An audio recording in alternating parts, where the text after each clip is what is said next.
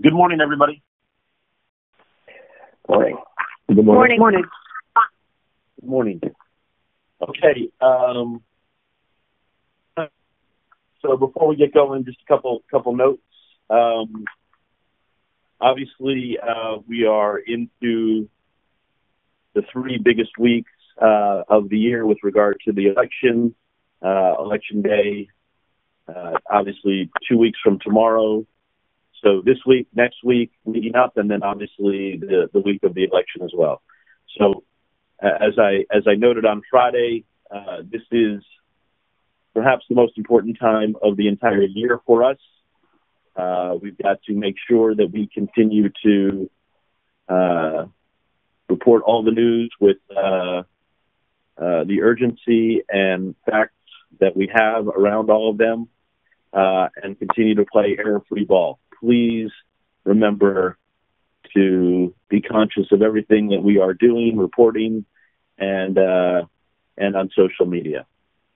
This is our time.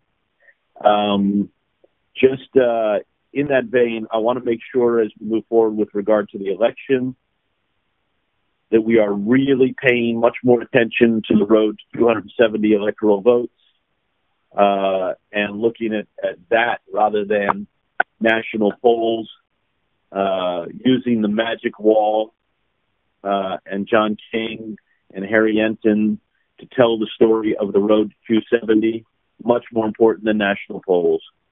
And keep looking at the states that matter and the states that are in play. And I do think that we should really amp up our coverage of that angle of the story. We should also do the same on the Senate side. We should not just be presidential. Let's be looking at the Senate race and the race for control of the Senate as well. Two other notes. COVID is clearly on a dramatic rise across the United States. There is no question that we are in a much more difficult time now, and we should call it what it is, but on the rise across the country. And in addition, I do not want in any way to tiptoe around Scott Atlas's role in the White House and with Donald Trump and what he is doing and what he is saying and what he is tweeting out. I think we should take a very strong point of view on all of that. I'll have other thoughts on a lot of this stuff, but I want to begin today with COVID and the rise in cases across the country. Matthew? Thanks, Jeff. So in this final stretch before the election, it's an increasingly alarming picture. The top experts all saying we're entering perhaps the darkest phase of all of this. Over the course of 1 month, the new daily case average has risen 40% to over 56,000 a day. This morning, the world topped 40 million cases, over 8 million of them in the U.S., almost 220,000 deaths in the U.S. I'll note that yesterday, Sunday, recorded almost 50,000 cases, and 6 states didn't even report data yesterday. So that number is surely going to go much higher. Listen to the consistent message from some of the best-known experts. Michael Osterholm yesterday, the next 6 to 12 weeks are going to be the darkest of the entire pandemic. Scott Gottlieb saying we're entering the biggest wave. Fauci saying, I don't know where we are. It's impossible to say. Also revealing last night that he's absolutely not surprised that Trump got sick. Fauci and Azar this weekend talking a lot about pandemic fatigue as a culprit, but you can't discount that this feeling is being fueled at the top with Trump openly mocking listening to the scientists, Atlas's dangerous anti-mask tweet, and the White House task force as a group nowhere to be seen at this critical stage. Looking at the critical regions and trends and numbers on the CNN map, 27 states up week to week, 21 steady. Of course, they're steady after rising for weeks. I'll note that the U.S. positivity rate, which is the most leading of all indicators, has been rising all during October, many days closer to 6% than 5%. Arizona, where Trump holds 2 rallies today, is red on the CNN map, up 16% since last week. Tucson's mayor on New Day pleading with the president to comply with the mask order, says that mask order cut numbers by 75% at one point in his area.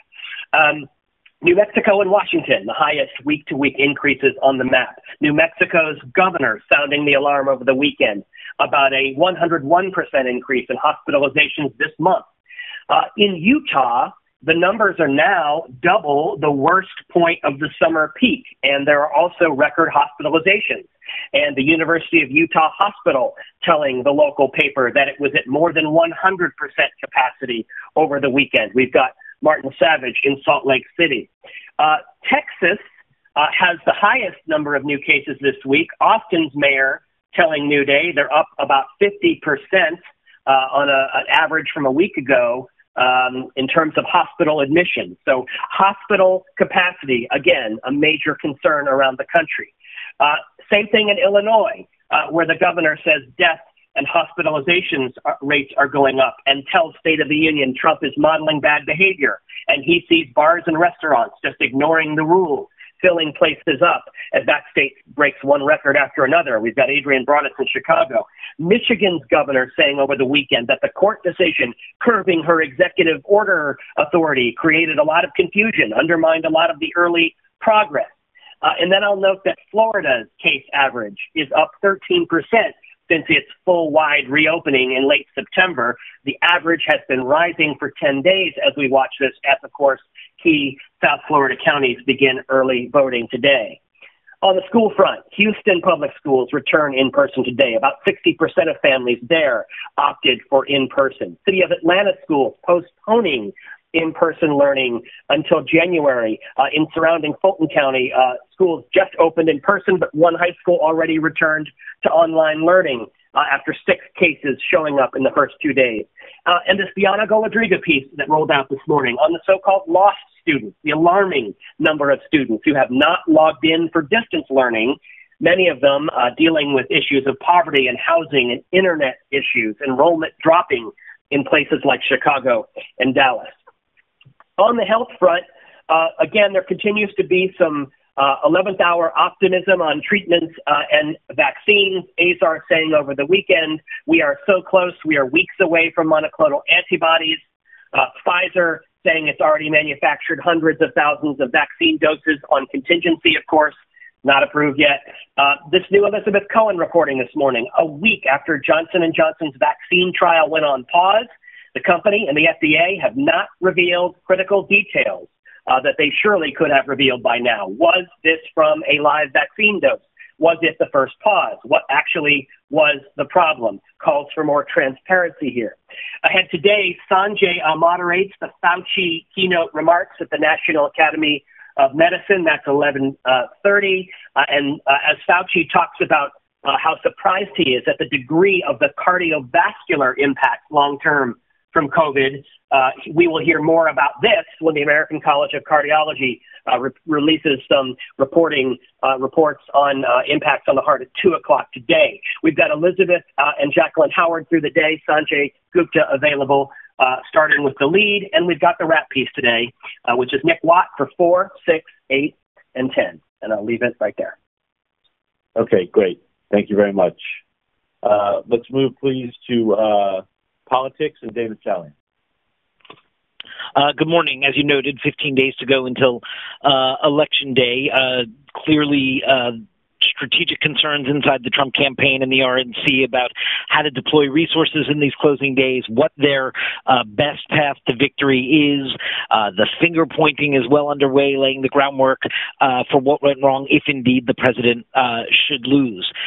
All of that happening as some Republicans continue to move away from the president, either by publicly musing about a possible Democratic wave or make clear that they haven't always been in line with Trump. The latest best example of this is John Cornyn, used to be the number 2 Republican in the United States Senate and is on the ballot this year in Texas.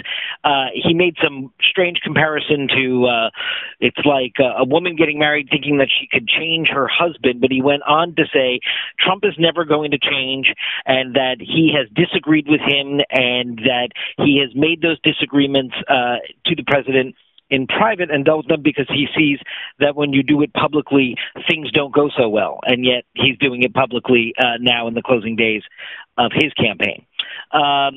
For Donald Trump's part, he has two Arizona rallies today. Jeff, you talked about the battle for 270, and I probably obsess about this more than most, of course, and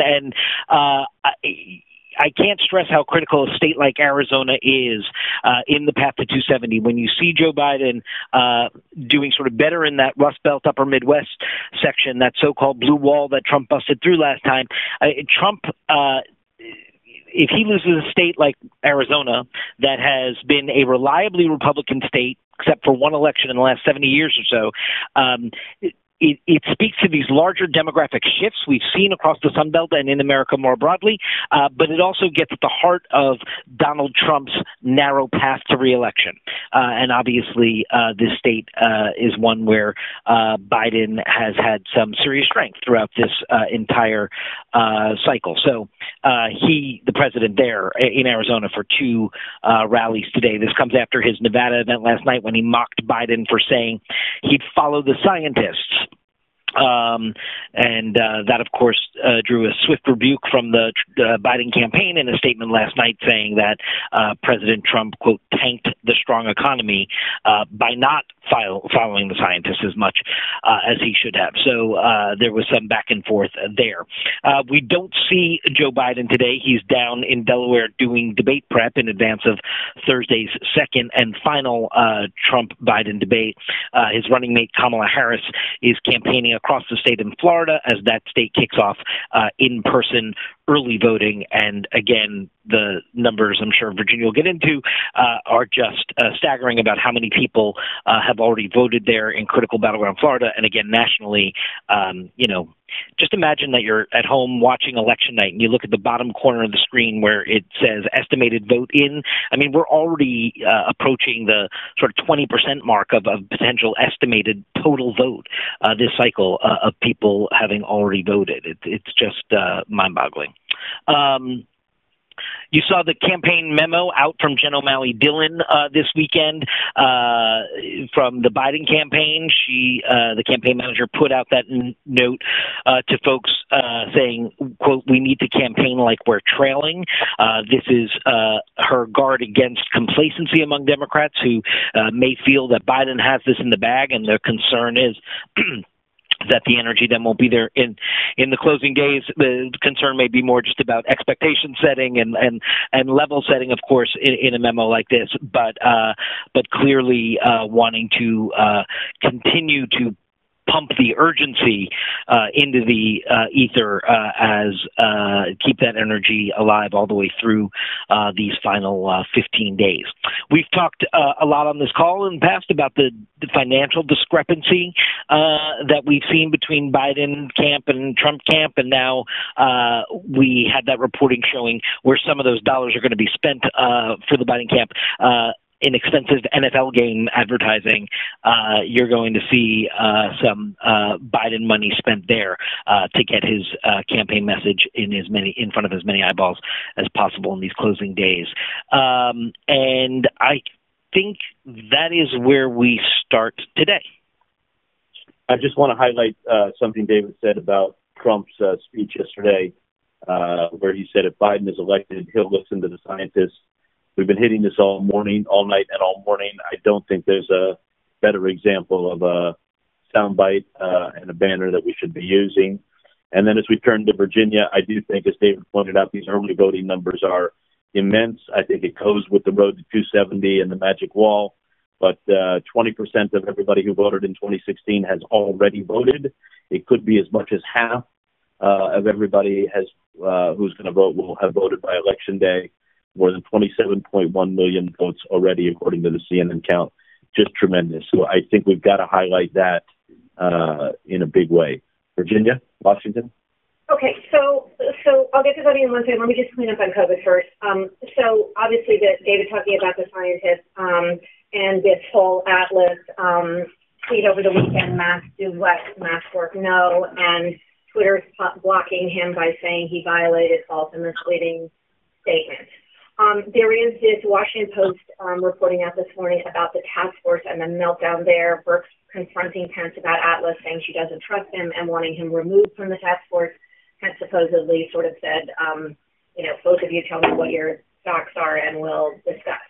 And then just to note that there's some griping about Meadows and from Trump and how he has dealt with all of this. The Fauci interview about how it didn't surprise him that Trump got COVID when he saw this event where nobody was wearing a mask. And then the big other COVID piece of Washington right now is the stimulus package. Pelosi said that he needs that there needs to be an agreement by the close of business on Tuesday. Trump, for his part, saying he wants a bigger number than Pelosi, but no one seems to have told the Senate Republicans that, and they are clearly still a huge factor in all of this, with McConnell signaling that this isn't going to happen anytime soon. So on to those voting numbers you mentioned. So today, Florida starts, is added to the list among other states of early voting. 2.4 million people in Florida have already voted by mail. This is 261,000 shy of the entire of 2016. And in the national picture, more than 27 million people have already voted. This is a fifth of the total number of votes in 2016. And there are just these eye-popping numbers about Georgia up 152%, among others, just, with these long lines that we're seeing the pictures and these big numbers. Pam and Kristen also have some reporting about the Democrats and how they plan to handle Trump should he claim that these results are rigged, which will be part of their whips and raps today. I guess the only other thing that appeared today is this whole Russia interference story. So obviously we reported on Friday that the U.S. Intel community is collecting intelligence that these Rudy emails were tied to Russia disinformation.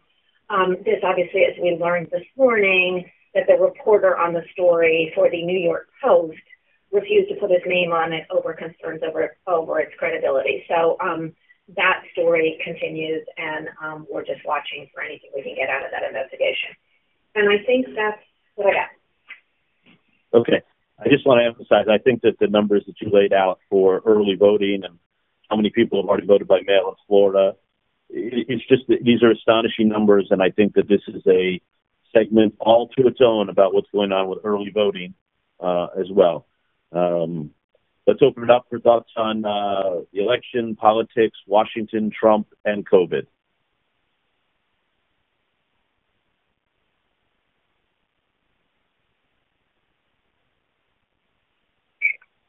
I have two things. One is that reliable or not, Radcliffe came out this morning and said that the Hunter Biden story is not being fueled, according to the intelligence community, by Russian disinformation. I don't know what we want to do with that, but it would seem inappropriate for us to say it is and not point that out. He did that on Fox Business this morning. So I don't know how you want to handle that, Virginia, but that's what he said. The other thing is on COVID, I would just make a suggestion if we have any of the Republicans or Trump administration or Trump campaign supporters or surrogates on who are not in favor of some sort of mask mandates. It seems to me from watching all of our interviews with people who are at these rallies that they don't understand that masks are not to protect them. It's to protect others. And because they always keep just talking about the fact that I'm healthy, I don't worry about getting it, it's God's will. And it's not about, still 6-7 months into this, there's still not an understanding by so many people that the masks are not to protect you, it's for you to protect others. And it's hard to conceptualize that because if you're asymptomatic, you don't think you're really causing any harm to anybody else. But as we know from the experts, that's exactly the case. And I just suggest that there be some more reporting and discussion about that because it still seems to be among whole sections of the audience, those who watch conservative media and maybe those who watch CNN, that that's what it's all about. And the CDC, and Ben can weigh in here, has said it's not really about protecting yourself. Masks don't really protect you. It's about you protecting the people you care about, or you're standing beside in a rally or in a voting line.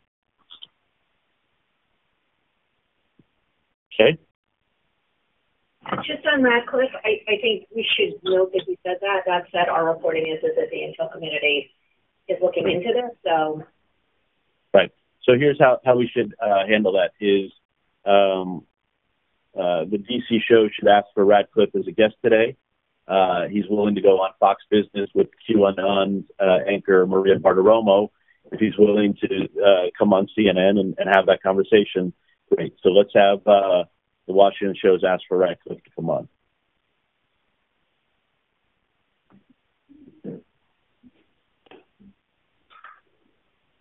Anyone else? Other thoughts?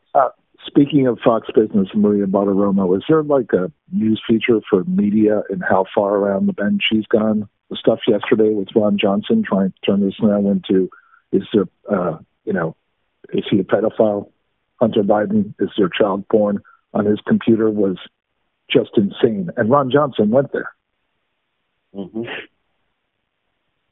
Yes, as Jake Tapper tweeted about, in fact. I think that's a good story for media to look at. I agree. Hey, Jeff, I want to make another note about Trump's speech last night, and it may be the same speech he's giving at every one of these, although he ad-libs so much, it's hard to know if he's doing this all the time. But as we talk about the rise of COVID and how bad it is and how the numbers are going to the highest that they've been, over 70,000 cases and things like that, and the president's only references to COVID really in his speech are when he's either mocking Biden about the masks or talking about, hey, they say nobody's here is wearing masks, but everybody's got masks on. And of course, I did a great job shutting down travel from China, but very little reference to COVID otherwise, aside from those things. And as you noted, probably the most important line in the speech was Biden will listen to the scientists, which we've been talking about. But I think somebody should take a look at this. I believe the president talked for more than 10 minutes last night about dishwashers and water pressure in your toilets and your sinks and your showers, and especially about dishwashers. He probably said the word dishwasher 50 times, maybe more, talking about how he changed the regulation so that you could not have to run your dishwasher 10 times to get your dishes clean and not have to shower 14 times to wash your hair and not have to flush the toilet 15 times because of what he had done for you. And he literally went on, I believe, I would guess, over a 10-minute period talking about that. There were a few side tracks, but if somebody took a look at how long he talked about dishwashers and water pressure in your toilets as opposed to serious or even mocking reference to COVID and what to do about it, I got a feeling that he spent more time talking about dishwashers than he did about the virus. And, I mean, that's just extraordinary, right? I mean, it's, I was thinking about this. I listened to a lot of the speech. I heard most of it because Lara Trump yesterday saying that to Jake that when he was attacking Governor Whitmer, he was just having fun. And that really stuck with me. A lot of people obviously picked up on that, and we talked about that. Not really fun to be making fun of a death and kidnapping plot on the governor of Michigan and also Virginia. But I really think there's something there where this is literally where he is talking 10 minutes about dishwashers and water pressure at this time. So I think this goes to the Republican angst about what they're saying in private, David, that he really has no message that he's spreading at these rallies. He's just talking about the things that Michael is talking about, mocking Biden, but he's presenting no real economic message. Scott Kenney's talking about this morning. I think that's important. Yeah, in that vein, Jeff, I do point back to the piece that Ryan Lizza wrote about that very thing, that while some of us may not have considered Trump to be a disciplined candidate in 2016, that in hindsight, he was very disciplined on his message on the economy, as you just said, on immigration, on defense, veterans, and very disciplined. I mean, again, there was scattershot around that, but he had a message that he was delivering that hit a core group of America who were frustrated with Washington in tough economic situations in the various, especially more rural areas of the country. And he was right on target to them. And Hillary Clinton totally missed that whole thing. And she didn't go to the Midwestern Rust Belt states and talk at all about the economy. She didn't go there, and she didn't talk about the economy enough and what she was going to do to help, the working class, if you will. And he hit right on that. And this time he's all over the place. And so there's no, as you said, no boring in economic message to the people. Hey, here's what we're going to do, and here's why I'm going to be the right person for you.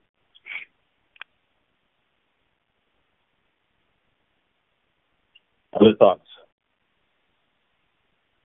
We've had some really strong reporting on poverty, and Bianna's education piece today was just so strong and so heartbreaking. And I know with Kyung reporting around sort of the lack of access to food that low-income and poverty-stricken families are facing.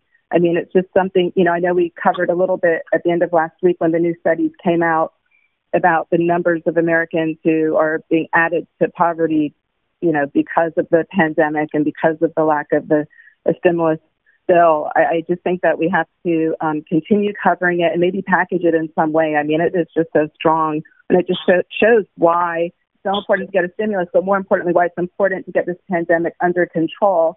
And so you see, what the Tucson mayor said this morning was so important. It's like people are sacrificing so much and are suffering so much to try to get us around the corner, and to have all of these rallies where there's complete disregard for the impact on other people, and especially the most poverty stricken of us all. I mean, it's really important to keep telling their stories.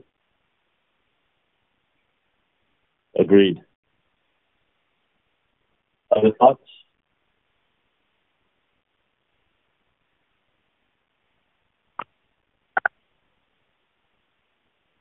Anybody else?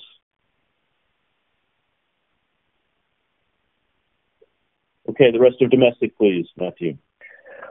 Okay, just very quickly, the Michigan terror plot will continue to suss out details here, just drawing your attention to this great Sarah Seidner piece that's run a couple of times, that just revealing all this chilling new evidence, the depths of preparation and the real danger that the Michigan governor was allegedly in here, the training videos, the text messages, photos, scenes of quick assault training and high-powered rifles and how to reload quickly, and a text message purportedly saying, just cap her when she opens the door. We'll stay on this and look for more. The record wildfires in Colorado, thousands forced from home, some of the worst fires in history, a new one over this weekend, the Calwood fire, destroying at least 26 homes, in addition to that 200,000 acre Cameron Peak fire that we've been following.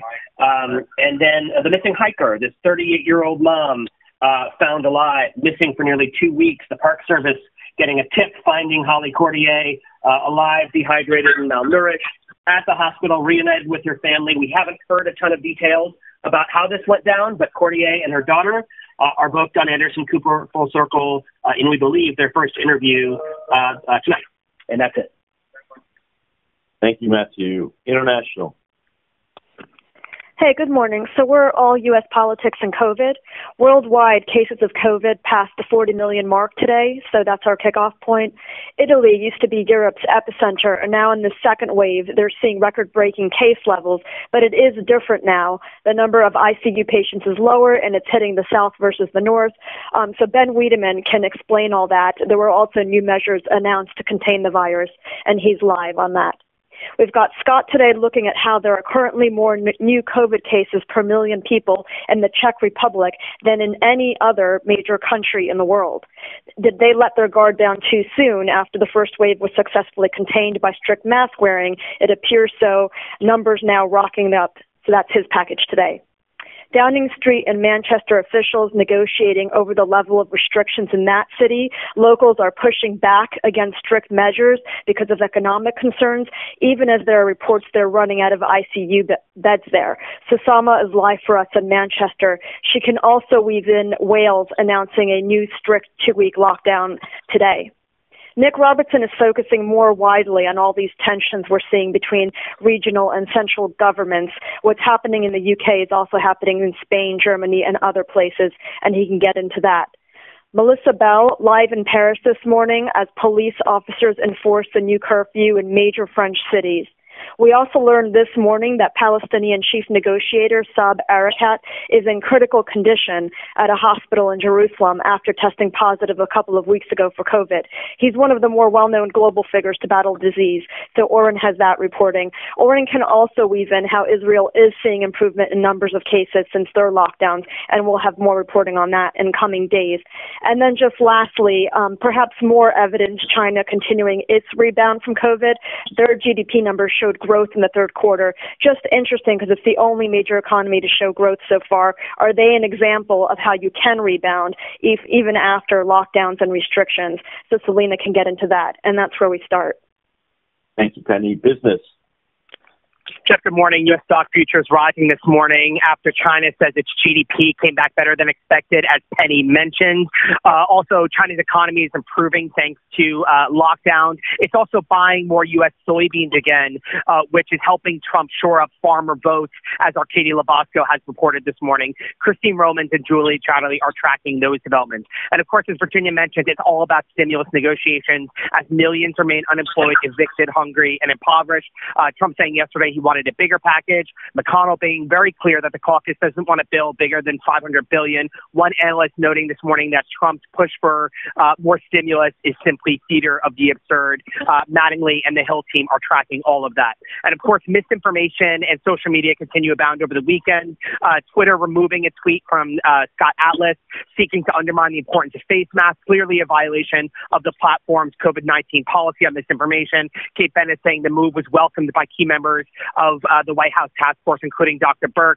And this comes as White House Chief of Staff Meadows on Fox Business moments ago saying that Twitter and Facebook are working to intervene in the election. Brian Fung pointing out that election interference is quickly becoming a right-wing talking point. No matter how much bending backwards Zuckerberg has done to accommodate the right, it was always going to lead to conservatives trying to work the rest. Zuck seemingly, never really figured this out, and Brian is up and available on all of those threads. Brian is also tracking TikTok as it removes content promoting QAnon. And on QAnon, lastly, Donnie O'Sullivan is up and available around sound on how QAnon followers have hijacked the name of the real Save the Children charity to push baseless conspiracy theories about Biden and the Democrats. He is up and available on all those threads this morning, and that's where we begin. Thank you very much. Anything else out of Washington? No. Okay. So anybody have anything they want to bring up before we move on to digital? Hey, Jeff, it's Cynthia. I just want to bring up, when we talk about the soybean story, Argentina just did a huge sale to China as well. China continues its influence in Latin America. I want to bring up the Bolivia elections. It looks like the socialists have won. The party of Evo Morales, but not he. It will be Luis Arce, most likely to become the president. And not to miss that this weekend's huge protests in Chile are a big issue, continue to be a big issue in Latin America. Okay. Anybody else?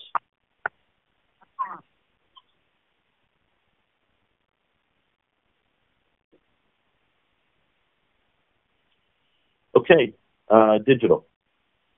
Hey, we had 28.5 million uniques back on Friday and around 25 million on Saturday and Sunday. The most popular and engaging from the weekend is the legal reckoning awaiting Trump if he loses. Just terrific reporting from Kara Scannell and Erica Orden. That was one of our most popular pieces this weekend, and it's still doing well today.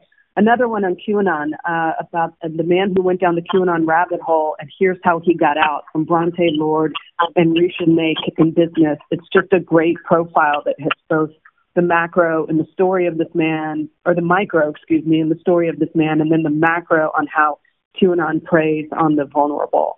And then the missing hiker found alive in Zion National Park. And the story that preceded that was just she was missing. So those were all good stories from the weekend that are still doing well today. This morning, number one is Collinson. Trump's campaigning stoops to new lows as COVID cases spike. That's 17,000 concurrent, so a strong Monday start. Democrats are hatching plans to counter Trump's attempts to cast doubt on election results. That's Abby Phillip, Pam Brown, and Jeremy Erb with 10,000 concurrent. Harry Enton's analysis on how and why Biden is putting so many red states in play. That was also a strong performer over the weekend, so it's in the top 5 this Monday morning. And Harry has just been doing really sharp weekend analysis, by the way. Another one that did well is why early voting trends can't tell you who will win. The 14-year-old girl who made a discovery that could lead to a cure for COVID and won a prize for that.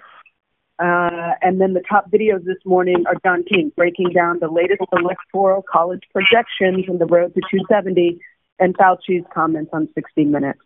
On COVID, our main bar is leading with the 10 states that have reported their highest single-day case counts ever over the last week. And yes, just another endorsement for Biana Rodriguez's piece on the lost students of the pandemic. We will be giving that a lot of play around midday today. And then a good story from the international team about the Czech Republic. The masks made the Czech Republic the envy of Europe, and now they've flown it. We have a DLE up and going on the first day of early voting in many states, capturing the images and the moments and all of that. On stimulus, obviously we have the latest on the Pelosi 48-hour deadline, but the Mattingly state of play on the key differences that remain resolved, plus Tammy Luby on more and more Americans are falling into poverty. And then Richard mentioned Doni's work this weekend that's up now across all digital. I went to choose QAnon events, and here's what I found, including that separate on how Q has hijacked the Save the Children hashtag and, name. That pairs nicely with the story that I mentioned over the weekend that's still a really strong performer on the man who went down the QAnon rabbit hole. And we have a new interactive service piece publishing shortly on Is That Video Fake? Here are clues you need to watch for. All of that and more is in our Misinformation Watch blog. So we're packaging that all together and going strong on that. That's it. I'll stop there. Thank you very much. John. Good morning, Jeff.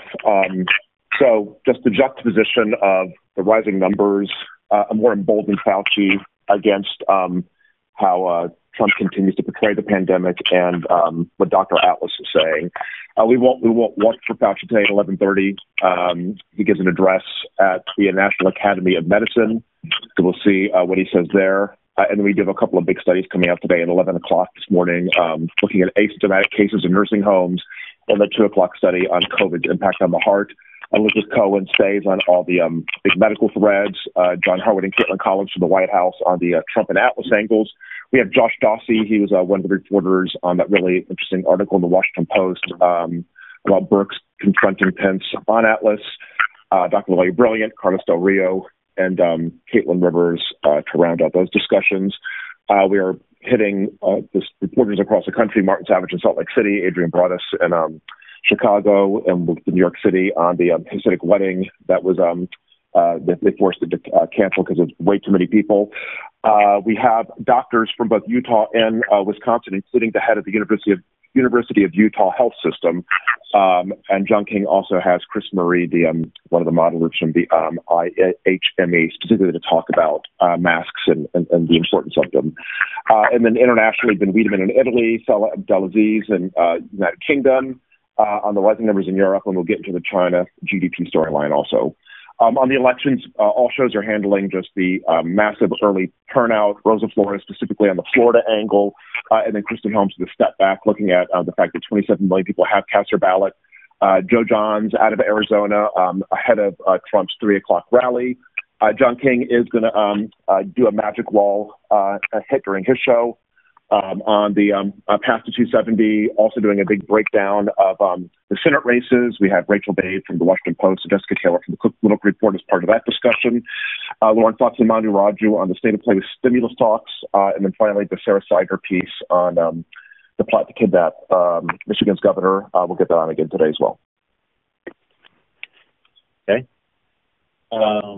Thank you very much. Washington? Morning. We've got Caitlin in both hours with a piece of 4, Arlette and MJ on Biden. And, of course, Pamela Brown's voting rights wrap is in the 3-day day.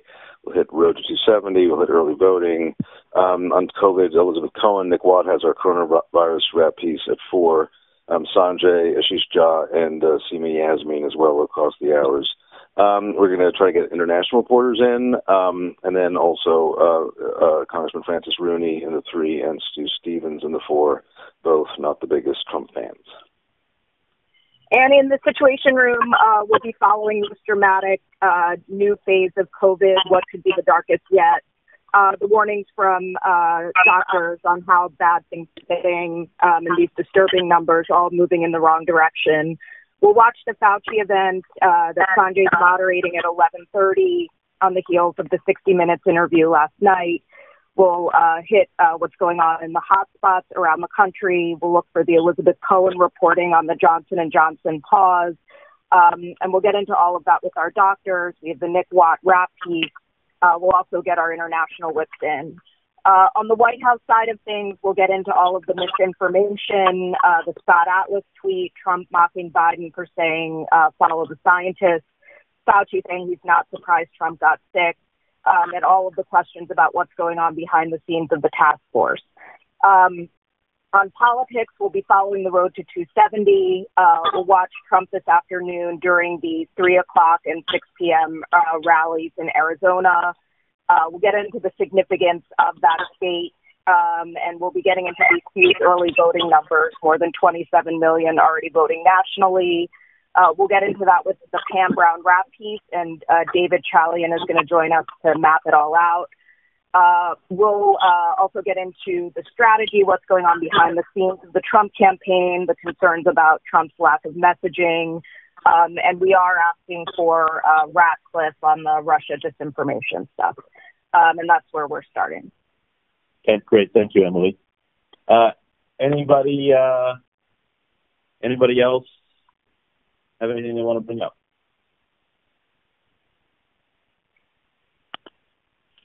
Hey, Jeff, on the early voting stuff, obviously the numbers are a part of the story, but I still think that walking the lines and talking to people, I mean, the core of our democracy is right in front of us. America is available for us to talk to from both sides. You know, I mean, there's early voting going on for people who I'm sure are voting for Biden and I'm sure voting for Trump, but just with great enthusiasm and willingness to extend themselves to participate in what's the core of our entire process, democratic process. And it's just an opportunity for us to hear from people and talk to them and also see the visuals of these lines and hear about not only what they've had to go through to wait, whether it's a long time or not, or if they're voting at one of the NBA centers where it's actually relatively quick and things like that. That's also interesting, but also why they're there, why they're out early, and why it matters. And I just think we got to keep walking those lines and talking to people and putting together either live shots with elements or packages to hear from America. Great. Anyone else?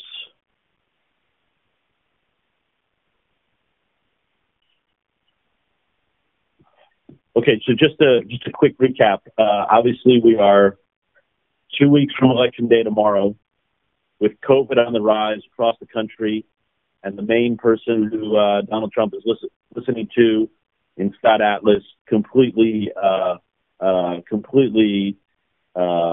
unmasked himself as a complete fraud, and we need to point that out and call it out. Trump's comment that if Biden is elected, he'll listen to the scientists really sums the whole thing up.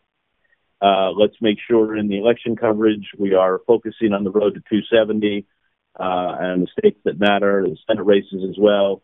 The stimulus package story is obviously important, with Pelosi having set the deadline for tomorrow and Trump suggesting that he wants to go even bigger, although it's unclear how he can do that. And these early voting numbers, with Florida starting to vote today, and almost everybody, as many people who voted in 2016 have already voted in Florida. Just astronomical numbers, as Michael just pointed out. So there is a lot going on. Let's stay very newsy and very urgent, and play error-free ball. Have a good day, everybody. Thank you. Bye-bye.